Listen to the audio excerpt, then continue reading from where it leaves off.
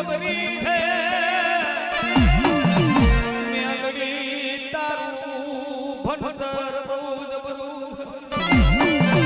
એ ભણતર જીને આવડી જાય ને પાછું વળી જોવાનો વારો ના આવે પડી દે મેલડી એક દાડો 42 ફાલમાં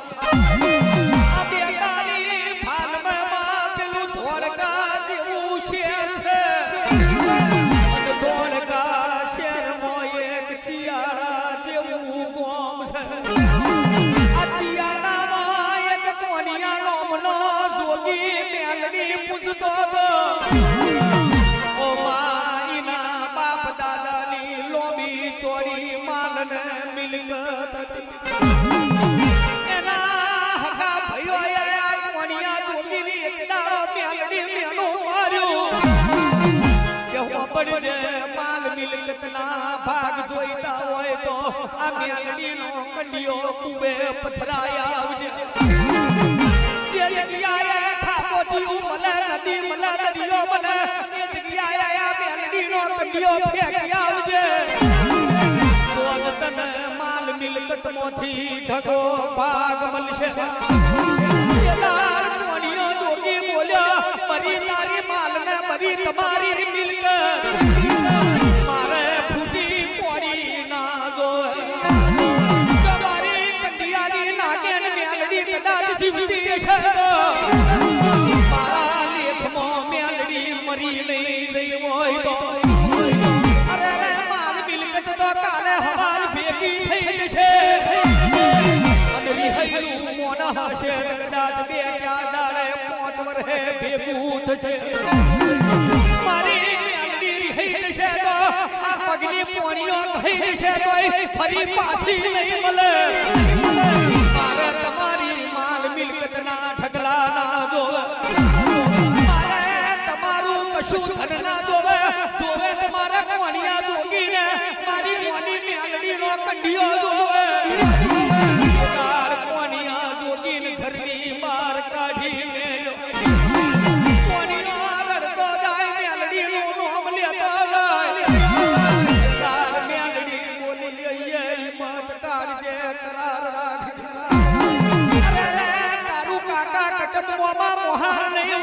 તારું ભાઈને ભોડું નહીં હોય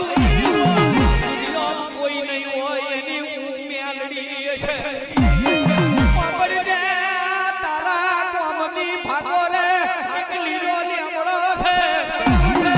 શિયાળા જેવું કોમને કોમની ભાગો રે લીલો લેમડો આ લીલા લેમડે તંબુ મોઢજે મારા મેલડીનો કંડિયો મેલજે દુખીઓની લાઈન ના લગાઈ દેવું તો કોણીઓ જોગી ભૂવો છે એવું તોબા પત્તરના અક્ષર લેખલા લખી નાખું દુખીઓની લાઈન પડી રહી છે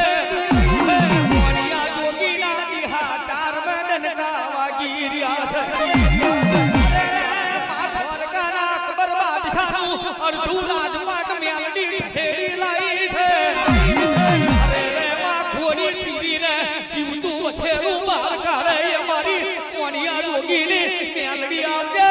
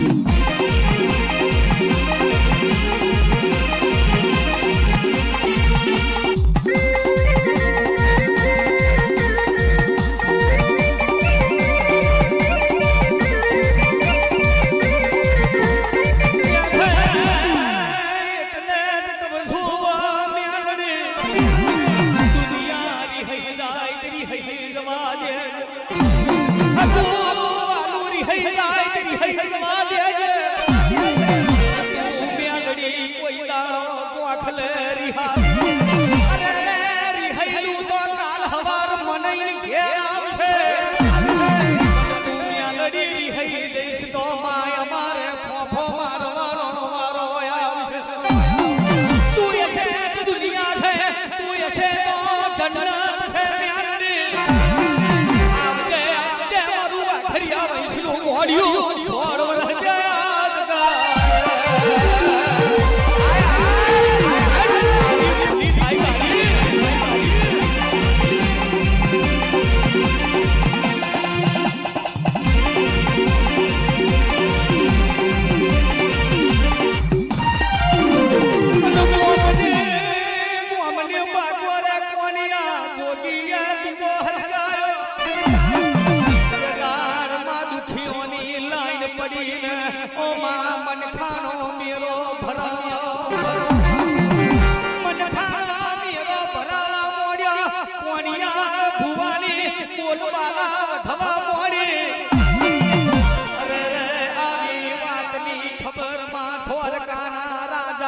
અકબર પડી